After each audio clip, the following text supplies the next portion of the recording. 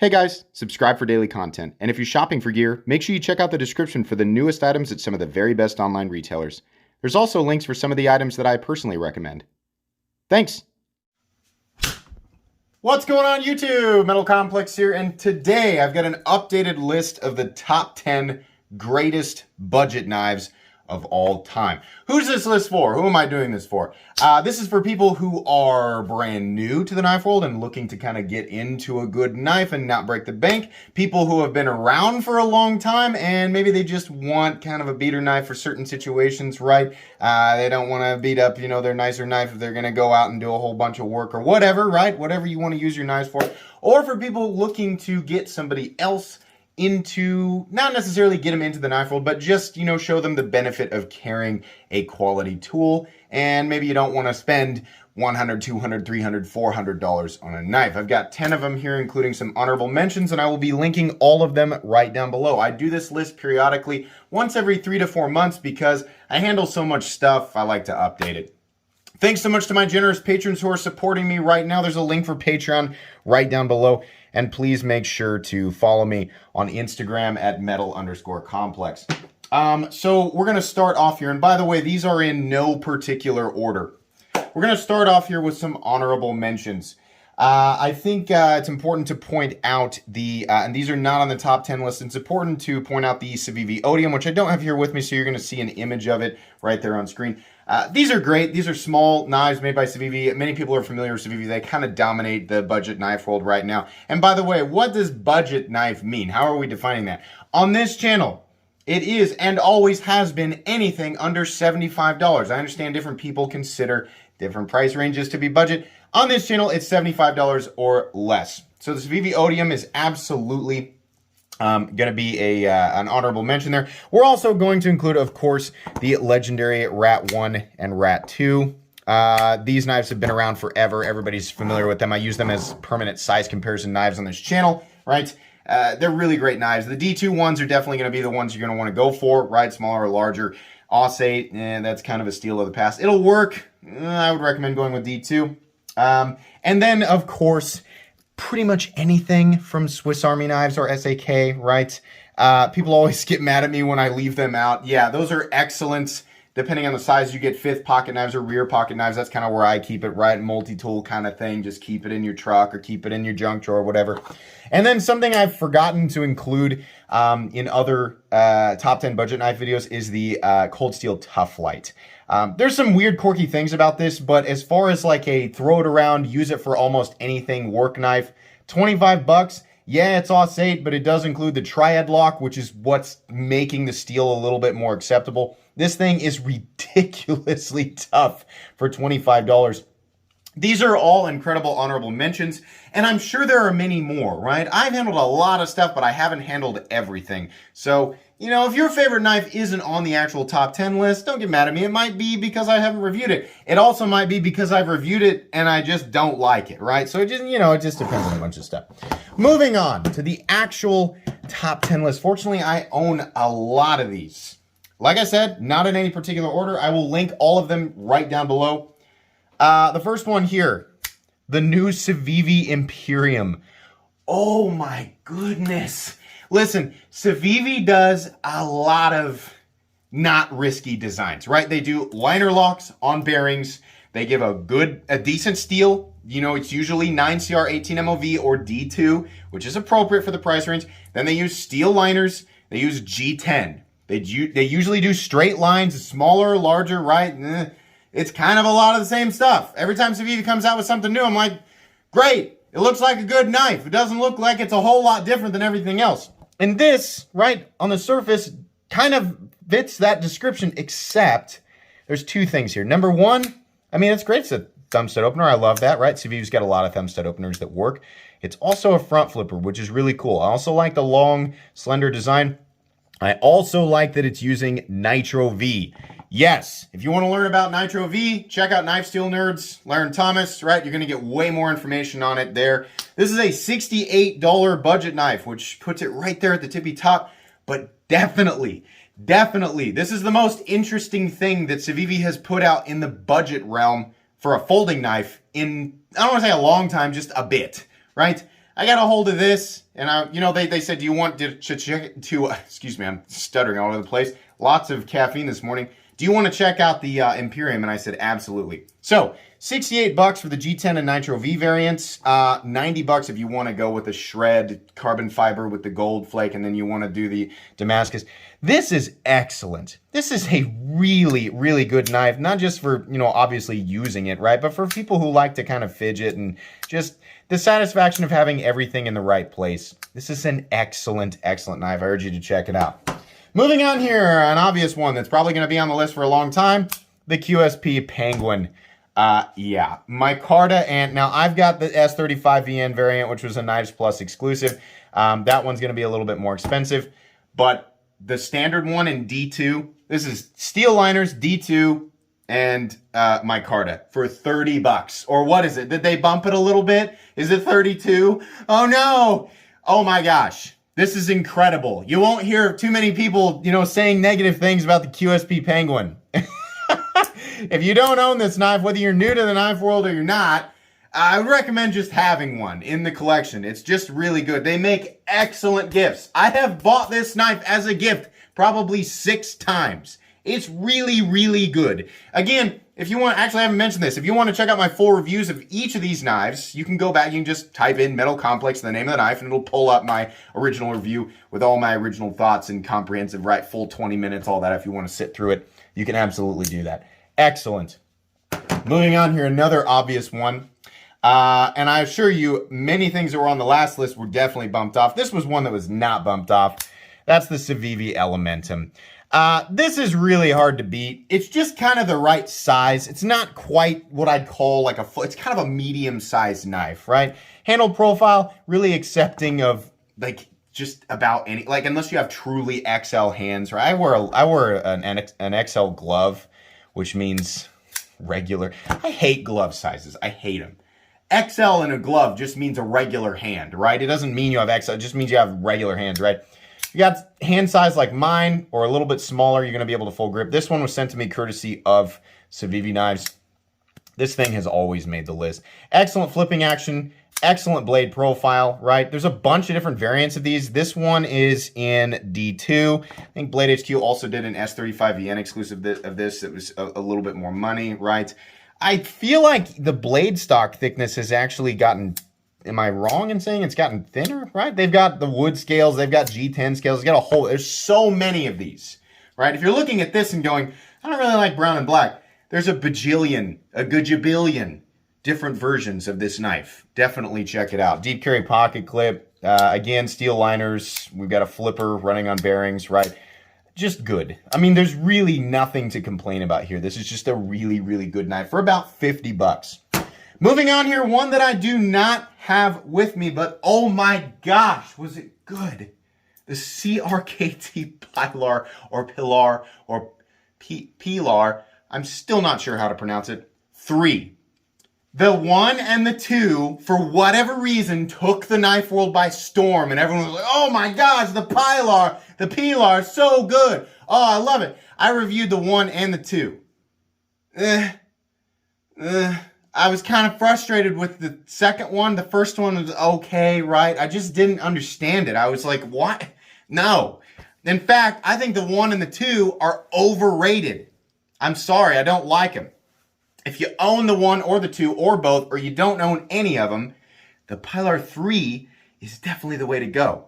Not the one for $38 or whatever it is, because that one's an ATR 13MOV. The one that's for $50 in D2 is excellent.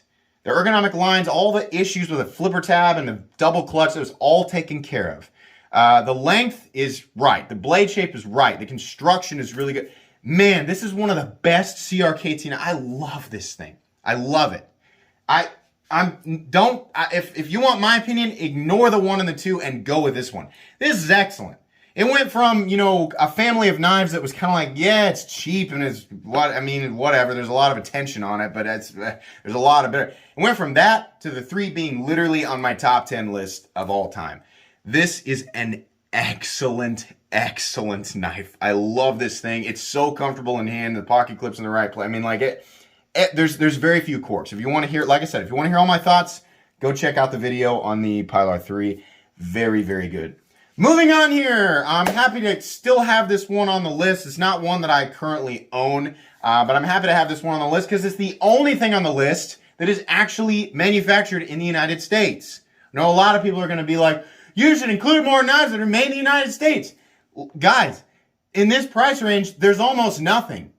Kershaw offers the biggest selection of stuff like that. And then outside of that, it's difficult because manufacturing knives in the United States costs a lot of money. That's why you pay so much for companies like Benchmade, Spyderco, ZT, and however many else, right? I know people saying, well, they're overpriced. Ugh. I mean, listen, Kershaw offers a lot of good selections. The one that I think is the best and definitely, deserving of a spot on the top 10 list is the Bareknuckle. This has been around for a long time. This is a manual flipper on bearings, which is rare for Kershaw in this territory. They really like that assisted feature, which I'm hoping just goes away forever. The springs in automatic knives are fine. The tension bars in the assisted knives, it just bother me like crazy. This is a manual knife. It doesn't need the spring because it flips just as hard, arguably just as fast as an assisted knife, right? Now that we need that. The other nice thing is the ergonomic profile of the handle, the materials, right? We have 6061 T6 aluminum. I like how this looks. I love the blade profile. It's excellent for EDC. The cherry on top of it, though, guys, is the 14C28N steel. Oh my goodness. We need way more of this steel in the budget knife territory. And I did not understand. I finally had an opportunity to use it and then resharpen it. If you have not read Laren Thomas's article, again, that's Knife Steel Nerds. If you have not read that article about the best budget knife steel, go read that. I read that and then, took an opportunity to, use it and carry it and cut with it and sharpen it. 14C28N is excellent. We definitely, and it's not like that steel is new, right? I think it just took a while for people to notice or somebody like Laren Thomas to kind of break that down and give this comprehensive report on it. Yeah, these things come in at just barely budget, $72.95. It's definitely worth it. US made, excellent profile, excellent flipping action, excellent blade profile and geometry, and probably the best budget knife steel in existence. 100% recommendable on this knife. Moving on here, finally, another knife that I actually own, and that is the CIVIVI Praxis. This might be, tied with the greatest budget knife in existence. This thing has been around since, 2018? It's roughly the same profile and size as the Spyderco Shaman. In fact, I've got one right here to show you. Right? For those of you going, I would love to own a Shaman, but they want $200 and whatever for it, right? And you can't buy it right now. This is basically a budget Spyderco Shaman with a thinner blade profile and geometry and a flipper tab. And it's a liner lock instead of a compression lock, and it's not made in the United States. But this knife is $42. 9CR18 MOV, excellent ergonomics if you like a larger knife. Excellent, excellent cutting geometry and flipping action. Very little to complain about here. Really, this and with a lot of CIVIVIs, the only thing I can really complain about is that stupid bill on the pocket clip. But everything else is, oh my gosh, excellent. If you don't like blue and gold, that's totally fine. They come in a wide variety of different colors. And like most CIVIVIs, you can get a version of this in their stainless to matte if you want to pay a little bit more money. I'd say just the better performing steel is going to be the cheaper one in the 9CR18 MOV, right? Definitely. This has been on the list for a while. Honestly, it's hard for me to imagine a knife, or a group of knives that's actually able to collectively knock the CIVIVI Praxis off the list. This is so good. I love this knife. All right. You have to like a larger knife, and it also has to be legal in your area, but oh my gosh. Oh boy, this is a really good one. Absolutely very, very, very recommendable. Moving on here. This was kind of a sleeper, and I think it's super duper underrated, and it's because of the timeline with the family of knives. The Kizer Dolmen, specifically the full-size model in N690. I love how this looks. It functions beautifully, right? The reason I think it's not on a lot of people's radar is because the original large Dolmen was in VG10, and considering this is a $60-ish knife, right? People are kind of, VG10, right? And then they came out with the mini Dolmen or the smaller Dolmen, right?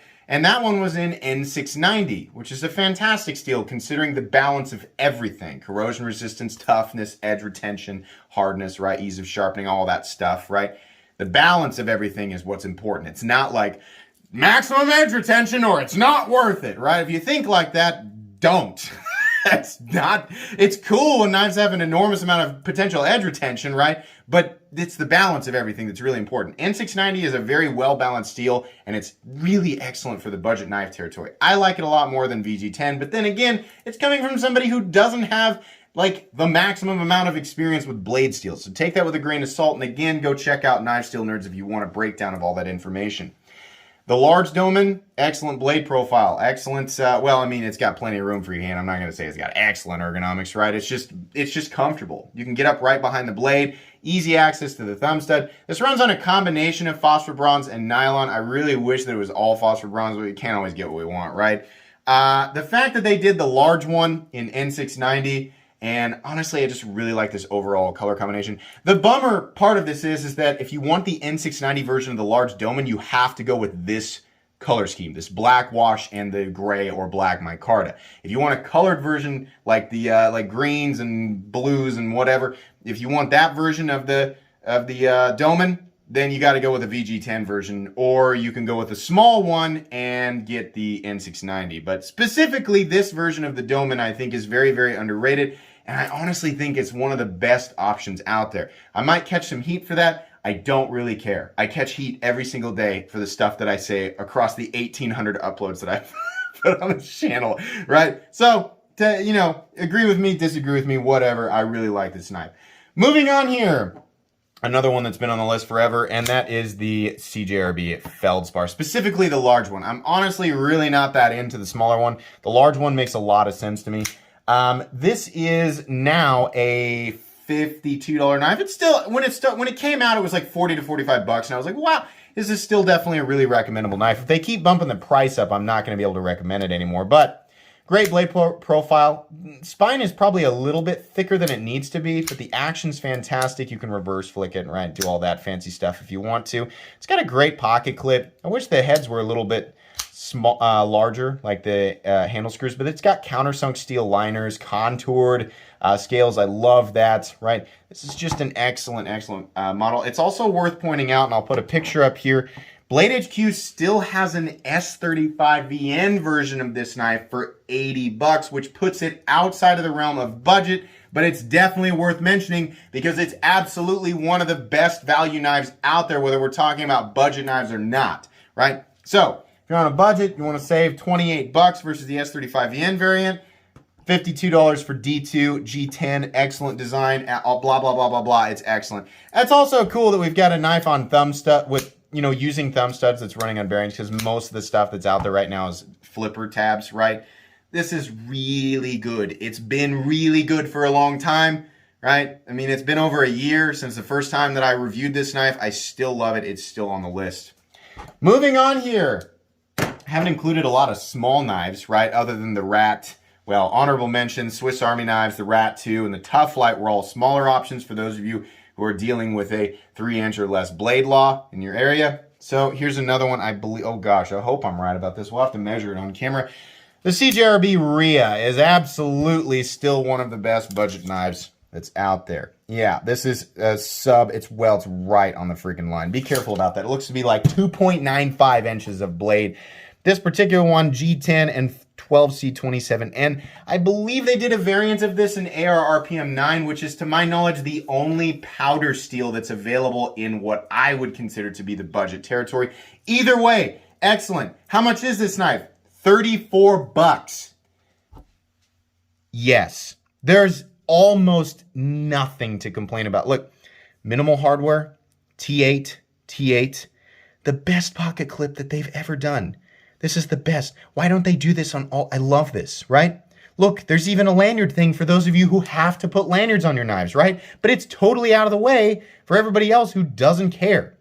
Thumb stud, you can switch it, right? If you want to. Well, no, you can't, because it sinks under the thing there. So this is mainly going to be a right-handed knife. But right-handed people, as you can see there, if you really like to reverse flick your knives, you can do it with your left hand, or you can simply open the knife like this, Wonderful. Wonderful blade profile too. Cutting edge geometry, or just edge geometry in general.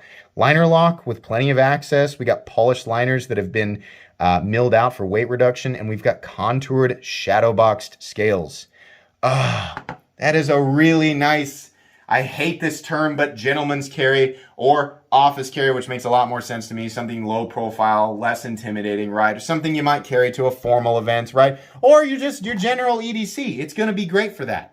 At $34, it's really hard to argue. It's just that's definitely the best looking knife in that territory. You have to like smaller knives, but this is really good. I'm a huge fan of this knife. Nice and smooth too, absolutely.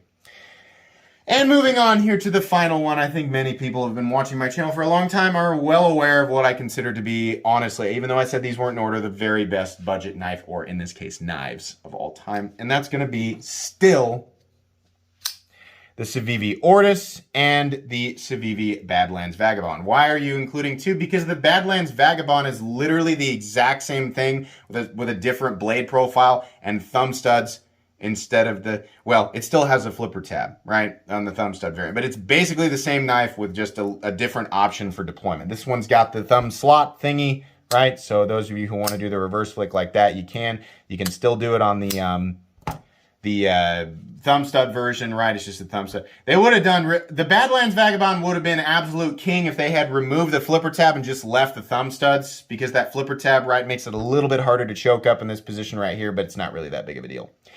These are 9CR 18 MOV steel. We have injection mold plastic / FRN / Grivax, Grivery, whatever the heck you want to call it. Or people are going to go, actually, it's not the classification. Whatever. Injection mold plastic, right? But they are backed up by full steel liners that have been milled out, so it makes it feel a lot more solid than knives like the Benchmade Bug Out. I've said that many times. I hate how cheap and hollow that feels. This definitely doesn't feel that way. I love the milling pattern on this. I love the faux bolster look. I think it looks great. You can still get a full finger grip on this guy. Nice choke up position. I want to say the blade is probably something like 3 1/8. So it's a little over the legal limit for some people. Now it's 3 1/4, right? Really, really thin behind the edge. Super duper thin behind the edge. If you like the clip point blades, you're definitely going to get a puncture capable tip, but you can see how thin that edge gets down there. This is a performance slicer, and the Badlands Vagabond is right about the same type of thing. These are a hollow ground too, so you really, it's just insane how thin these things get. Very easy to manipulate, very easy to flip, right, over and over and over again. These are great. Whether you're carrying it as your dedicated EDC, you're carrying it as a beater knife so you don't beat up the thing that you don't want to be beaten on for one reason or another, or you want to give it as a gift. I've given this knife as a gift many times as well. These are so good. When we're talking about like every last little element that I look for in a budget knife, the Badlands Vagabond and the Ortis have it. Absolutely. Including like the pieces, the number of, individual pieces of hardware, right? The size of the heads, shape of the handle, ergonomic lines, the blade profile, like when we're looking for baseline, like what's acceptable and what's considered, much better or, beyond satisfactory for this price point. These things come in at $40, making them one of the least expensive options on this entire list. So the fact that they nail those other things for me, other than, there's a slight bill on the pocket clip, right? That's really the only thing that I was able to complain about in the review. Excellent.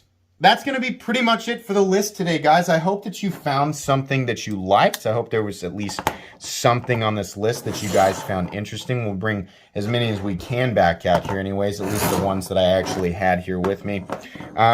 There are, I can tell you that companies like Concept are on the brink of bringing something to the table that will just blow everybody away. I know that there's new stuff coming from CJRB, new stuff coming from CIVIVI. So the second half of 2021 is absolutely going to be very interesting for, the budget knife world and just the knife world in general. There's always going to be a place for less expensive knives in this world for, everybody.